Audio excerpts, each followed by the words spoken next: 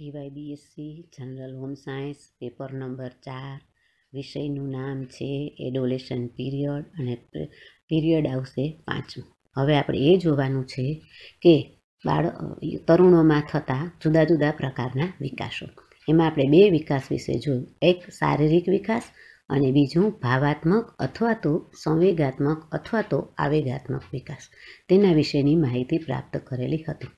એ ઉપરાંતનો ત્રીજો વિકાસ છે સામાજિક વિકાસ, જેને ઇંગ્લિશમાં સોશિયલ ડેવલપમેન્ટ કહેવામાં આવે છે. હવે આ વિકાસનો પાયો તો 3 માસનું બાળક થાય ત્યારથી એનામાં નાખવામાં આવે છે. પણ ધીમે ધીમે બાળકમાંથી જ્યારે તરુણ બનવા લાગે છે અથવા તો તરુણી બનવા લાગે છે ત્યારે એનામાં ઘણા બધા પ્રકારના સોશિયલ ચેન્જીસ આવે છે અથવા તો સામાજિક ફેરફારો થાય છે, સામાજિક વિકાસ થાય છે. હવે આ સામાજિક વિકાસ કેવો થાય છે? તો કે કોઈ પણ તરુણ પરોપકારી કાર્યો તરફ અને આદર્શવાદી જીવન તરફ ઝડપથી આકર્ષાય છે. એટલે પોતે પોતાના જીવનના જે આદર્શો છે, જે ધ્યેયો છે, એ ધ્યેયો નક્કી કરી શકે છે. તેથી એ જરૂરી છે કે તરુણને યોગ્ય સમયે યોગ્ય માર્ગદર્શન આપી અને તેની શક્તિને યોગ્ય માર્ગે વાળવી જોઈએ. ખોટી સોબતના ભાવને લીધે તરુણ છે એ પદભ્રષ્ટ થાય છે અથવા તો સમાજ છે એને સ્વીકારતો નથી. તો આવું ન થાય તેના માટે માતા પિતા અને શિક્ષક આ બંનેની જવાબદારી છે કે જેને આ કાર્ય કરવું જોઈએ, કે જે માર્ગદર્શન રૂપે અથવા તો એને જ્યાં જરૂર લાગે ત્યાં એને એક મિત્ર તરીકે સહાયતા કરી, ગાઈડન્સ આપી અને એને આગળ ધપાવવો જોઈએ. કારણ કે એના જીવનના આદર્શો દરેકના અલગ અલગ છે. તો આદર્શવાદી જીવન કોને કહેવાય છે, પરોપકારી કાર્ય કોને કહેવાય, કેવી રીતે કરવા જોઈએ, આ બધી જ માહિતી છે એ માહિતી એમને પ્રાપ્ત થતી હોય છે. હવે આપણે જોવું છે કે સામાજિક સંબંધો. તો મનુષ્ય એક સામાજિક પ્રાણી છે. માનવ જીવનના જુદા જુદા તબક્કે સામાજિક સંબંધો અને વ્યવહાર જુદા જુદા હોય છે. એટલે એક સરખા માપદંડ હોતા નથી, એક સરખા સંબંધો છે એ પણ વિકસિત થતા નથી. કારણ કે જેમ અવસ્થાઓ બદલાય તેમ એના સંબંધો પણ બદલાય છે. બાલ્યાવસ્થા દરમિયાન દરેક બાળક સામાજિક સંબંધો સ્થાપે છે, પરંતુ તે વખતે એના સામાજિક જે પર્યાવરણ છે એનું કેન્દ્ર ઘર જ હોય છે. એટલે બાળકને ઘર પૂરતું જ જ્ઞાન હોય છે, ઘર કેન્દ્રીય હોય છે, પણ ધીમે ધીમે સમાજ કેન્દ્રીય બને છે. તો એની સરખામણીમાં તરુણાવસ્થામાં પરિપક્વ સંબંધોની શરૂઆત થાય છે.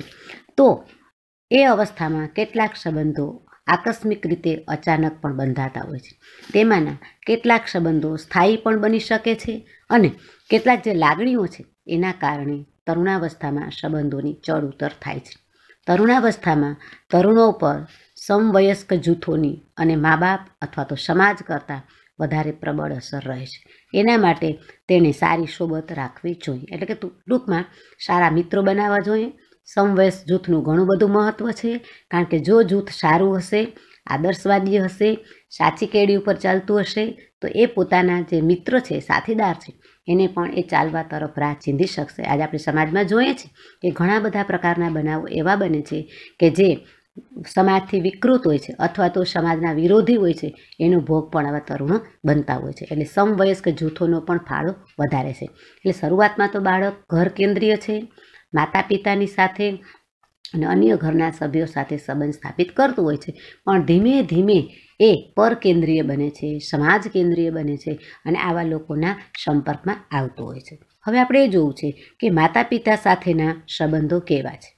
તો ખબર છે આપણને કે તરુણો જ્યારે તેમની બાલ્યાવસ્થાને ઓળંગી જાય છે અથવા તો પસાર કરી જાય છે ત્યારે પણ મોટા ભાગના મા બાપ તે પોતાના જે બાળકો છે એને એ લોકો બાળક તરીકે જ ગણે છે, અથવા તો એનું કોઈ એવું વર્તન થઈ ગયું હોય તો એનામાં નેગેટિવતા તરફ એને જોવાતા હોય છે. પણ ખરેખર બાળકને પોઝિટિવ રીતે જ જોવું જોઈએ.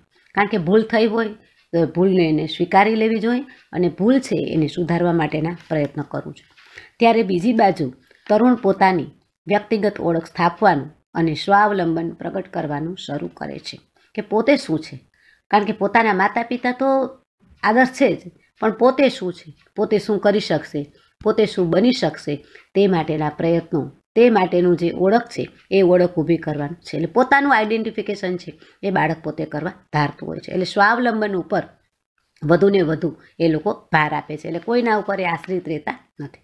પરિણામે તરુણો અને માતા પિતાના દૃષ્ટિકોણ જુદા પડતા તરુણોમાં એક પ્રકારનો તણાવ અથવા તો ચીડિયાપણું આવી જાય છે. આજે આપણે જોઈએ છીએ કે માતા પિતા અને જે તરુણ છે એનો એક સરખો સંબંધ ન હોય અથવા તો એનામાં કોઈ વિરોધાભાસ હોય તો એનો સ્વભાવ છે એ ઘણો બધો બગડી જાય છે, ચીડિયો થઈ જાય છે, તણાવગ્રસ્ત જીવન જીવે છે.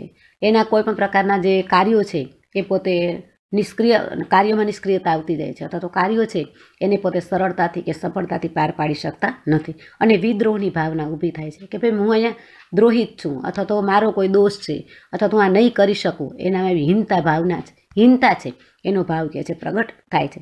જેથી તરુણ મા બાપની કાળજી છે એ કાળજીભરી સંભાળથી દૂર જવાનો પ્રયત્ન કરે છે. એને એમ થાય છે કે મારું હવે કોઈ નથી, માતા પિતા પણ મારું ધ્યાન રાખતા નથી અથવા તો માતા પિતા પણ મારા વિરોધી છે. હકીકતે તો આ અવસ્થા દરમિયાન માતા પિતાએ તરુણ અથવા તો તરુણી સાથે વધારે ને વધારે ધરોબો રાખવો જોઈએ અથવા તો એ સંબંધો છે એને વધારે ને વધારે વિકસાવવા જોઈએ. તે જ્યારે ઘરે હોય છે ત્યારે એકલા રહેવાનું પસંદ કરે છે, એટલે એને કોઈ વ્યક્તિ ગમતી નથી. તેમની આવી પસંદગીઓ આમ તો સ્વાભાવિક ગણાય, પરંતુ મા બાપને તે સ્વાભાવિક જણાતી નથી. તેને એમ થાય છે કે એકલું કેમ રહેશે, અમારી કેમ જરૂર નથી, એને કોઈ મુશ્કેલી છે અને એને એકલું પડવા દેતા નથી. પોતાને કેટલી સ્વતંત્રતા મળવી જોઈએ તે મુદ્દે પણ તરુણો વારંવાર મા બાપ સાથે વાદ વિવાદ કરે છે. આપણને ખબર છે કે નાનપણમાં કે બાળપણમાં બાળકની આપણે બધી જરૂરિયાતો છે, બધા નિર્ણયો છે એ આપણે લેતા હતા, પણ અત્યારનો સમય એવો છે કે હવે તરુણાવસ્થામાં આવી ગયા છે, એટલે હવે એ યુવાવસ્થામાં પ્રવેશ પામવાના છે. એ પહેલાંની અવસ્થા હોય ત્યારે એને અમુક પ્રકારના જે નિર્ણયો છે, અમુક પ્રકારની જે પસંદગીઓ છે એ તરુણો ઉપર છોડી દેવી જોઈએ, કારણ કે એને ખ્યાલ આવે કે મારે શું કરવાનું છે. જો બધું જ આપણે કરી દઈશું તો એ છે ને એ આત્મનિર્ભર નહીં બને, એ સ્વનિર્ભર નહીં બને, પણ એ બીજાને આધારિત રહેશે. તો આપણે એવું નથી બનાવવું, બાળક પોતાના પગ ઉપર ઊભું રહી શકે તે માટેના પ્રયત્નો છે એ પ્રયત્નો આજે માતા પિતાએ કરવા જોઈએ. ખાસ કરીને જે ઘરોમાં સંસ્કૃતિમાં મા બાપનું આધિપત્ય વધારે હોય ત્યાં આવો સંઘર્ષ વધુ પ્રમાણમાં જોવા મળે છે. આજે આપણને ખબર છે કે આપણો દેશ એ ભારતીય સંસ્કૃતિને વણેલો છે, તો આપણે ત્યાં પણ અમુક પ્રકારના નિયમો છે, અમુક પ્રકારના રિવાજો છે એને આપણે ફોલો કરતા હોય, પણ કદાચ તરુણોને આ રિવાજ ન ગમતો હોય તો એ ન કરે. હવે જો માતા પિતા પરાણે એની પાસે કરાવડાવવા માગતું હોય તો એમાં સંઘર્ષ ઊભો થાય. એ નહીં કરે, એને કરવું જ નથી. આપણે એને સમજાવવાનું છે, સમજાવટથી કામ કરવાનું છે, એની સાથે કળથી કામ કરવું છે, એની સાથે બળથી કામ નથી કરવાનું. જો બળથી કામ કરશું તો વધુ વિરોધ ઊભો થશે અને પરિણામે માતા પિતા અને બાળકો વચ્ચેના જે સંબંધો છે એ સંબંધોમાં ગેપ આવશે અથવા તો એ પેઢી એને સમજી શકવાની નથી અને સંઘર્ષ પણ વધુ થાય છે. માનવ જીવનના તરુણાવસ્થામાં એક એવો સમયગાળો છે કે જેમાં તરુણો આદર્શવાદ અને આદર્શ જીવનશૈલી તરફ પ્રબળ રીતે ઢળે છે કે જીવનશૈલી કઈ સારી છે. કેટલાક લોકો એવું કહે છે કે આવું જીવન જીવવું જોઈએ, કેટલાક લોકો એમ કહે છે કે આ રીતે ન જીવી શકાય. તો એને મતમતાંતરો ઊભા થાય ત્યારે તરુણ એ વિચાર કરે છે કે મારે જીવવું કેવી રીતે, માતા પિતા કેમ જીવવાનું છે, સમવયસ્ક જૂથ કેમ મારે જીવવું છે, કે મારું મન કહેશે એમ મારે જીવવાનું છે. આમાં છે એ ઘણી બધી મુશ્કેલી અથવા તો મૂંઝવણ અનુભવતું હોય છે. મનોવૈજ્ઞાનિક સંશોધનથી એવું પુરવાર થયું છે કે જે કુટુંબોમાં હકારાત્મક અને રચનાત્મક વાતાવરણ હોય છે તે કુટુંબમાં બાળકોનો મહત્તમ વિકાસ થાય છે. આની અસર તો આપણે પણ જોઈ શકીએ છીએ કે જેટલી હકારાત્મકતા અને જેટલી રચનાત્મકતા વાતાવરણ સારું હશે, ઉફાળું હશે, પ્રેમાળ હશે, એટલો જ એનો વિકાસની તક, એની વિકાસની સુવિધા અને વિકાસ થવાની છે એ જે તરાહો છે એ તરાહોમાં પણ ઘણો બધો કે છે ફેરફાર થતો હોય છે. એટલે આપણે એ પણ જરૂરી છે કે બાળકોને સારામાં સારું વાતાવરણ પ્રોવાઈડ કરવું જોઈએ, સારામાં સારું ગાઈડન્સ આપવું જોઈએ અને માતા પિતાનો હક તરીકે નહીં પણ એક એને પોતાની જે જવાબદારી છે, ફરજ છે, એમાં એને થોડે ઘણે અંશે છૂટછાટ આપી અને એને કહેવું જોઈએ કે આમ નહીં આમ કરો તો વધારે સારું. ખાલી એને બોલવા કહેવાનું જ છે, એની ઉપર લાદી મૂકવાનું નથી અથવા તો એને પરાણે કે ફરજિયાત કરાવવું પડે એવું કાર્ય એમની પાસે કરાવવું જોઈએ નહીં. પછી આપણે એ પણ જોવું છે કે પોતાના જે વિચારો છે એ પોતે ભાવનાત્મક રીતે એને વિચાર કરવાની છૂટ આપવી જોઈએ. ઘણી વખત આપણે જોઈએ છીએ કે અમુક કુટુંબોની અંદર બાળકને અથવા તો તરુણોને બોલવાની પણ છૂટ નથી, એ પોતાના વિચારો પણ વ્યક્ત નથી કરી શકતા. હવે જો વિચારો વ્યક્ત નહીં કરવા દઈએ તો એ બાળક છે, એ તરુણ છે, અંદર ને અંદર મૂંઝાવાનું છે અને જેમ દબાણ વધારે આપશું એમ એ બગડવાની શક્યતા વધારે છે. આપણને ખબર છે સ્પ્રિંગના નિયમની, એ સ્પ્રિંગ છે એને તમે જેટલી દબાવશો એટલી દબાઈ જશે અને જેવું એના ઉપરથી દબાણ લઈ લેશો ને એટલે ઉછળવાનું છે. એટલે અહીંયા તો આ ઉંમર એવી છે સ્પ્રિંગ જેવી છે એને ઉછળતા જરાય વાર નહીં લાગે. આપણે એને ઉછાળવા દેવાની નથી. આપણે એની સાથે જાળવણી કરવાની છે, એની સાથે કેળવીને કામ કરવાનું છે. કારણ કે જો માટીને નથી કેળવતા તેમાંથી કોઈ આકાર બની શકતો નથી. એટલે એવી રીતે અહીંયા કેળવવાનું છે. કારણ કે જીવનમાં કેળવણીનું ઘણું બધું મહત્ત્વ છે. જો એને કેળવવામાં નહીં આવે, જો એને ગાઈડન્સ આપવામાં નહીં આવે, જો એની સાથે એવું બિહેવિયર કરવામાં નહીં આવે, તો એ બાળક સુધરવાની જગ્યાએ બગડવાની શક્યતા વધારે રહેતી હોય છે. અને કેટલાક બાળકો પછી કુટુંબ વિહોણા અથવા તો કેટલાક કુટુંબો બાળક વિહોણા પણ થવાનો કે છે સંભવ રહેતો હોય છે. એટલે ખાસ કરીને આવા બધા પ્રશ્નો ઊભા ન થાય તે માટે પણ જોવાની જવાબદારી માતા પિતાની છે. જો સ્વતંત્ર અભિવ્યક્તિના કારણે તરુણ જો કોઈ ભૂલ કરે કે ખોટું કામ કરવાનું હોય તો તે કહી દે. પરિણામે માતા પિતા, વડીલો કે શિક્ષકો તેમની ભૂલની સુધારે છે. જો ભૂલ થઈ ગઈ હોય તો ભૂલનો સ્વીકાર કરવો જોઈએ, એકરાર કરવો જોઈએ કે જેને કારણે ફરીવાર આ ભૂલ ન થાય. અને એ ભૂલ થઈ ગયેલી છે એનો સ્વીકાર પણ માતા પિતાએ કરી અને એને દંડ કે શિક્ષા ન કરતા એને ભૂલ સુધારવી જોઈએ કે ભાઈ ફરી વખત હવે આવી ભૂલ ન થાય તે માટેની તકેદારી રાખવી જોઈએ. પછી ગમે તે હોય, કારકિર્દીને લગતી હોય, ધંધાને લગતી હોય, કોઈ પણ પ્રકારના પ્રશ્નો હોય તો એ પ્રશ્નોનું નિરાકરણ આવી જ રીતે આવી કોઈ પણ પદ્ધતિ દ્વારા લાવી શકાય છે. પછી આપણે એ પણ જોઈએ છીએ કે માતા પિતા છે, વડીલો છે, આ લોકો છે એમની અપેક્ષાઓ પણ વધારે હોય. તો એના કારણે બાળક છે, તરુણ છે, એની અપેક્ષાઓ ન સંતોષી શકતું હોય તો પણ આવા બધા પ્રકારના કે છે પ્રશ્નો ઊભો થાય છે. તો કુટુંબની અંદર એવું નિયંત્રણ કે જે હોય તો ખાસ નિયંત્રણમાં ફેરફાર લાવવો જોઈએ. કારણ કે કોઈ પણ નિયમ છે એમાં ફેરફાર ન હોય અને ચુસ્ત જ શિસ્તનું પાલન કરવામાં આવતું હોય ત્યારે પણ આવા પ્રશ્નો ઊભા થાય છે. શિસ્તમાં રહેવું જોઈએ પણ સ્વયં શિસ્તમાં હોવું જોઈએ. જો બાળક પોતાની રીતે શિસ્તમાં રહેવા માગતું હોય અથવા તો રહેતું હોય તો કોઈ પ્રશ્નો ઊભા થતા નથી. પણ જો બહારનું શિસ્ત લાદવામાં આવશે એની અસર થોડો સમય જ રહેશે પણ એ અસર છે ને નેગેટિવ હશે. પરિણામે બાળક ખોટું કામ પણ કરશે અને કદાચ કર્યું હશે ને તે પોતે બોલશે નહીં. તો આવા પ્રશ્નો ઊભા ન થાય તે જોવાની જવાબદારી પણ માતા પિતા અને સમવયસ્ક મંડળની અથવા તો સમવયસ્ક જૂથની છે. કુટુંબના બાળકો માટે થોડો સમય એવું લાગે છે કે બાળકોનો ખૂબ સારો વિકાસ થઈ રહ્યો છે, પરંતુ લાંબા ગાળે તેવા કુટુંબોમાં બાળકોના વિદ્રોહની ભાવના ઊભી થવાની વધારે શક્યતા રહે છે. વિદ્રોહની ભાવના ઊભી ન થાય તે જોવાનું કામ પણ આપણું છે. બાળક તરુણ વિખૂટું પણ ન પડે, માતા પિતાથી પણ દૂર ન જાય અને કુટુંબની અંદર શાંતિથી અથવા તો કોઈ પણ જે હોય આદર્શવાદી રીતે બાળક જીવે એ માટેના પ્રયત્નો માતા પિતાએ કે છે કરવા જોઈએ. સમાજમાં નકારાત્મક અભિગમને બદલે સકારાત્મક અભિગમ રાખવો જોઈએ. અભિગમ તો બે પ્રકારના છે. દરેક વખતે આપણા અભિગમો બદલાય છે, એક સરખા અભિગમો હોતા નથી. અને એક વખત તો ખબર જ છે આપણને કે જે કાર્ય નથી જ કરવાનું એ કાર્યને આપણે હાથ અડાડવો જોઈએ નહીં. આપણે આપણા આત્માનો અવાજ સાંભળવો જોઈએ. સ્વામી વિવેકાનંદે કીધું છે કે આ તમારો આત્મા એ તમારો ગુરુ અથવા શિક્ષક છે. આપણે બીજાને નથી પૂછવું, તમારા આત્માને પૂછો કે આ કામ હું કરીશ તો બરાબર છે, મને ફાયદો થશે. જો મને ફાયદો નથી થવાનો તો સમાજને તો નથી જ થવાનો. એટલે પહેલું કામ આપણું એ છે કે આપણે જે કાર્ય કરવા માગીએ છીએ એ કાર્યને પહેલાં સમજવું જોઈએ. જેની સાથે સંબંધો બાંધવા માગીએ છીએ એ પણ આપણે વસ્તુ સમજવી. આ અવસ્થા દરમિયાન વિજાતીય સંબંધો છે એમાં પ્રમાણ વધતું જાય છે. જો એમાં પણ નાસીપાસ થાય, સફળતા ન મળે ત્યારે પણ ઘણા બધા તરુણો છે એ ન કરવાના કાર્યો કરતા હોય છે અને સમાજ છે, કુટુંબ છે એને ઘણી બધી વખત મુશ્કેલીમાં પણ મૂકતા હોય છે. એટલે બે પ્રકારના અભિગમો હોય એ અભિગમો રાખવા જોઈએ, પણ ખાસ કરીને સકારાત્મક જેને આપણે પોઝિટિવ કહીએ છીએ. કોઈ પણ વસ્તુ હોય એમાં બે તો હોય જ છે, નકારાત્મક પણ હોય અને પોઝિટિવ હોય. આપણે વિચાર પોઝિટિવનું જ કરવાનું છે કે ફાયદો શું છે, ગેરફાયદા તો રહેવાના જ. પછી તમે જે કાર્ય કરો એમાં ફાયદોય છે, ગેરફાયદોય છે, પણ ફાયદાનું પ્રમાણ વધારે છે એને ધ્યાનમાં રાખી અને કાર્ય કરવું જોઈએ. અને એક તો છે જ ગુરુમંત્ર છે, મહામંત્ર છે કે માતા પિતા જે કાંઈ કહેશે કરશે એ યોગ્ય જ કરશે. એ કહેશે ખરા, કરશે ખરા, પણ કોઈ વ્યક્તિને એ આંગળી ચીંધવા નહીં દે, કોઈ તેના સંતાનને કહી જશે એ પોતે સાખી શકશે નહીં. માટે માતા પિતા ઉપર થોડોક ભરોસો રાખી અને પણ કાર્ય કે છે કરવું જોઈએ. બાળકને આમ ન કરો, આમ ના થવું જોઈએ તેવું કહેવાને બદલે આમ કરો તો સારું થાય.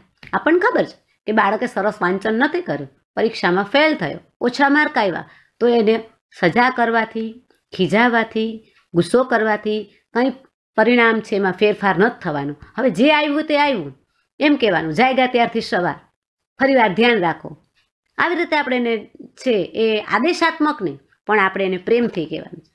કળથી કહેવાનું છે, એની સામે બળનો ઉપયોગ કરવાનો નથી. મનોવૈજ્ઞાનિક પણ ના પાડે છે કે જે કાર્ય કળથી થતું હોય એ કાર્યને બળથી કરવામાં કોઈ ફાયદો થવાનો નથી.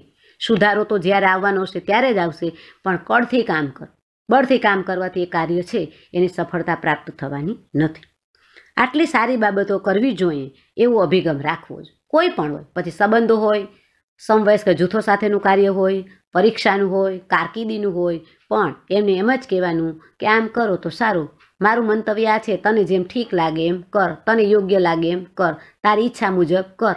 આવી રીતે આપણે એને કહેવું જ પડે. જો બળજબરી આપશું, નિયંત્રણ આપશું, તો એ કાર્ય સુધરવાની જગ્યાએ બગડવાની શક્યતા વધારે રહેવાની છે.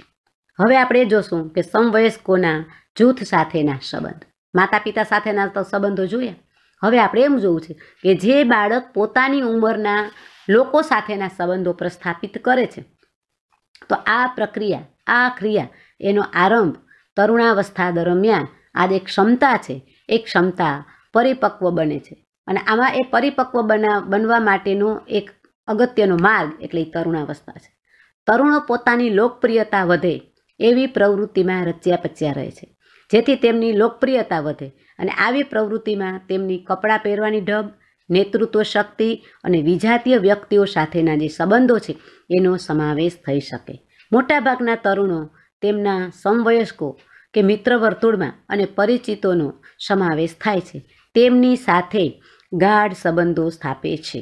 તરુણો પોતાના સમવયસ્કોના જૂથમાં પોતાની સ્વીકૃતિની અપેક્ષા રાખે છે અને આ સ્વીકૃતિ માટે પોતાનું વર્તન પણ બદલે છે. આ બાબત તેમના સમવયસ્ક જૂથોની આધીનતામાં વધારો કરે છે. બંને જાતિની વ્યક્તિઓ સાથે મૈત્રી કેળવવી એ તરુણોનું સામાન્ય વલણ છે. પોતાના સમવયસ્ક જૂથોમાં જ તરુણો પોતાનું વિજાતીય ઝુકાવ પ્રગટ કરે છે અને વિજાતીય વ્યક્તિ સાથેના સંબંધોમાં રુચિ દાખવે છે. આમ તો સમવયસ્કો તરુણની વ્યક્તિગત સ્વતંત્ર ઓળખ પ્રસ્થાપિત કરવા વિધાયક રીતે મદદ પૂરી પાડે છે, તો સામા પક્ષે સમવયસ્કોના દબાણથી ક્યારેક નકારાત્મક ઝુકાવ પણ સર્જાય છે. સામાન્ય રીતે એવું જોવા મળે છે કે ધૂમ્રપાન કરનાર અને નશીલા દ્રવ્યોનું સેવન કરનારા તરુણો પોતાના સમવયસ્કોના જૂથના દબાણોને વશ થઈ આવા અખતરા કરે છે, પણ એમને નુકસાન જ થાય છે. એટલે ખાસ કરીને કેવી વ્યક્તિઓની પસંદગી કરવી તેનો માપદંડ તેમની પાસે નથી. પરિણામે ફક્ત આકર્ષણ છે, એને આકર્ષણને કારણે તરુણો વધારે ઝૂકતા હોય છે.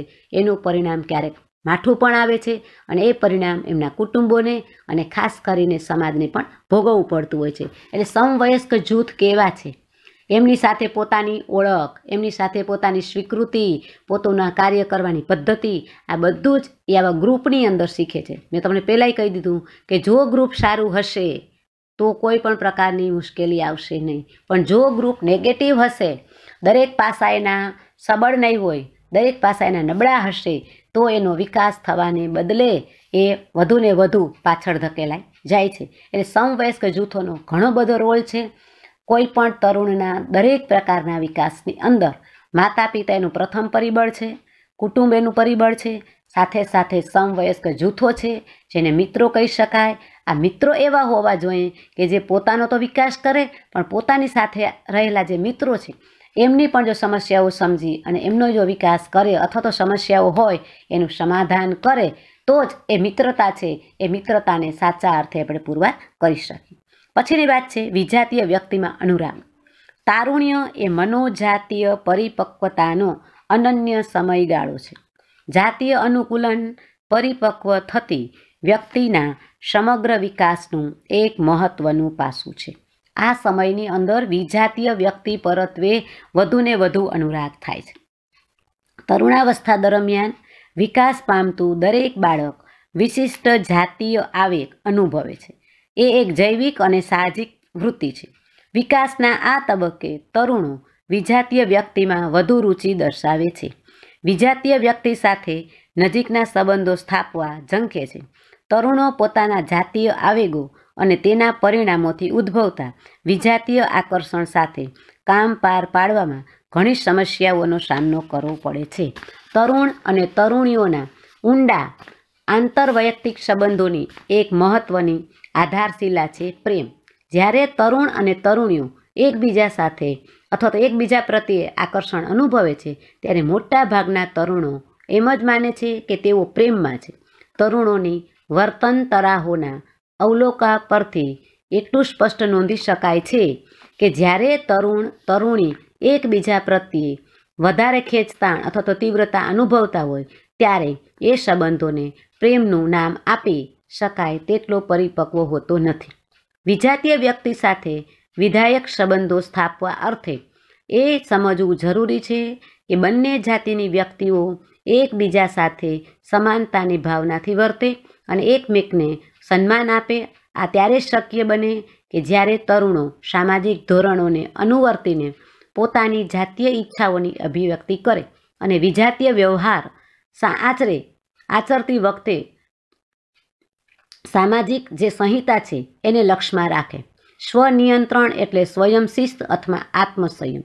તરુણોએ સમવયસ્કોના કે જાહેર માધ્યમોના સાધનોની આંધળી અસર હેઠળ આવી જવું જોઈએ નહીં. આનો ફાયદો શું અથવા તો આ સંબંધો કેવી રીતે કેળવી શકાય એના માટેનું જ્ઞાન હજી આ લોકોની પાસે હોતું નથી. ફક્ત આકર્ષણ જ છે. આ આકર્ષણને કારણે ક્યારેક પોતે પોતાના જે જીવનના તબક્કાઓ છે, જીવનની કારકિર્દી છે, એ કારકિર્દી પણ ગુમાવી દેતા હોય છે. જ્યારે આવી વાત આવે છે ત્યારે આ બધી સમસ્યાઓ છે અત્યારના સમાજની અંદર છે જ કે આજનો તરુણ, આજની તરુણી ઘરમાંથી ભાગી જાય છે, ઘરમાં રહેતા નથી, માતા પિતાનું કયું માનતા નથી, વિજાતીય આકર્ષણ થાય, અભ્યાસ બગડતો હોય, આવા ઘણા બધા પ્રકારના પ્રશ્નો ઊભા થાય. ક્યારેક અહીંયા એને નુકસાન પણ થાય છે અથવા તો જે રીતે જે વર્તન વ્યવહાર કરે છે એનો સાચો ઉપાય કે એનું કંઈ મળતું નથી. ઉપરોક્ત મુદ્દાઓને ધ્યાનમાં રાખી આપણે એ જોવું જોઈએ કે તરુણો અથવા તો તરુણીમાં થતા જુદા જુદા પ્રકારના વિકાસો, એમાં શારીરિક વિકાસ, માનસિક વિકાસ અથવા તો ભાવાત્મક વિકાસ, આવેગાત્મક વિકાસ અથવા તો સંવેગાત્મક વિકાસ, અને છેલ્લે આપણે એ જોયું કે સામાજિક વિકાસ. આ ત્રણેય વિકાસો એવા છે કે જે જીવનને ખૂબ જ સમૃદ્ધ બનાવે છે, આગળ ધપાવે છે, વિકાસને વધુને વધુ વેગવાન બનાવે છે. તો જો આ વિકાસની અંદર કોઈ પણ પ્રકારની આંટીઘૂંટી રહી જાય અથવા તો ઓછો થાય અથવા તો વધુ થાય અથવા તો ધ્યાન રાખવામાં ન આવે, ખાસ કરીને માતા પિતા, શિક્ષકો, વડીલો અને સમવયસ્ક જૂથો કે જે લોકો આ વિકાસની અંદર જેટલું પોતાનું યોગદાન આપી શકે છે એટલું કોઈ આપી શકતું નથી. અને બીજું તો એ કે ખુદ જે વ્યક્તિ છે એને જ યોગદાન આપવાનું છે કે મારે મારો વિકાસ કરવાનો છે, તો મારે શું કરવું, સાચું શું, સારું શું, ખોટું શું, આમાં મારું હિત છે કે અહિત છે, આ બધી વિચારવાની તક અત્યારે છે પણ એ વિચારી શકતો નથી. કારણ કે બીજાના રાહે જો ચાલશું તો આપણું જીવન અંધકારમય જ છે. આપણે આપણા રાહે ચાલવાનું છે, આપણા આત્માનો અવાજ ઓળખવાનો છે અને આપણો આત્મા કહે તે જ પ્રમાણે કાર્ય કરવાનું છે. જો આ વિધાનને લક્ષ્યમાં રાખીએ તો જ આપણે આગળ વધી શકીએ, આપણા માતા પિતાને, આપણા કુટુંબને, આપણા સમાજને આપણે ઉપયોગી બની શકીએ છીએ. અને જે તે સમાજમાં રહીએ છીએ એ જ સમાજના ધારાધોરણો અને મૂલ્યોને આપણે આધારિત કરવા જોઈએ અથવા તો અપનાવવા જોઈએ. તો જ આપણે આપણા જીવનની જે સાર્થકતા છે એ સાર્થકતાને પામી શકશું અને સાર્થકતા છે એને આપણે આદર્શને આદર્શ બનાવી શકશું.